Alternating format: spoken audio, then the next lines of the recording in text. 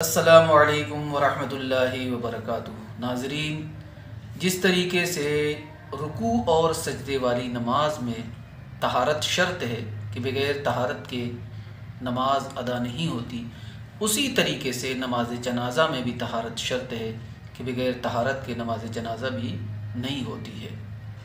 तहारत से मुराद क्या है? तहारत का मतलब क्या है? तहारत का मतलब ये है कि मुसल्ली का बदन नजासत हुक्मिया और हकीकिया से पाक और साफ़ हो, उसी तरीके से मुसल्ली का कपड़ा भी पाक और साफ़ हो, और उसी तरीके से मुसल्ली जिस जगह पर नमाज पढ़ रहा है वो जगह भी पाक और साफ़ हो नजासत वग़ैरह से। नमाज जनाज़ा में आम तौर से देखा यह जाता है कि बदन और कपड़े की पाकी की खूब रियायत की जाती है और उसका ख्याल रखा जाता है, लेकिन जब बात आती है उस जगह जिस जगह पर नमाज पढ़ना है उसकी पाकी की रियायत की जब बात आती है तो कम इल्मी की बुनियाद पर बहुत सारे लोग कन्फ्यूज़न का शिकार हो जाते हैं और पसोपेश में मुब्तला हो जाते हैं, जिसके नतीजे में फिर तीन सूरतें सामने आ जाती हैं, तीन तरह की हालतें सामने आ जाती हैं। बाज़ लोग जूते और चप्पल उतार कर नमाज पढ़ते हैं, बाज़ लोग जूते और चप्पल उतार कर उसी पर खड़े होकर नमाज पढ़ते हैं, और बाज़ लोग जूते और चप्पल पहन कर नमाज पढ़ते हैं।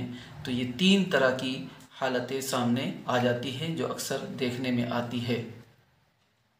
तो तीन तरह की हालतें जो है, तीनों हालतें जायज़ भी हो सकती है और ये तीनों हालतें नाजायज़ भी हो सकती हैं।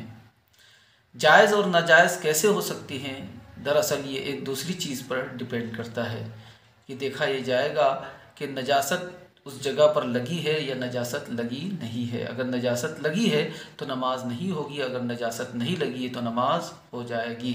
वजाहत के लिए हम मिसाल से आपको समझाते हैं कि मसलन अगर कोई शख्स जूते और चप्पल पहन कर नमाज पढ़ता है और नजासत उसके तले में लगी हुई है तो नमाज नहीं होगी। अगर जूते चप्पल उतार कर नमाज पढ़ रहे हैं फ़र्श पर, तो देखा जाएगा फ़र्श पाक और साफ़ है या नहीं। फ़र्श पर अगर नजासत लगी है तो नमाज नहीं होगी, फ़र्श पर अगर नजासत नहीं लगी है तो नमाज हो जाएगी। इसी तरीके से अगर जूते चप्पल उतार कर उस पर खड़े होकर नमाज पढ़ी जा रही है, अगर तले में भी नजासत लगी होगी जूते के, तब भी नमाज हो जाएगी।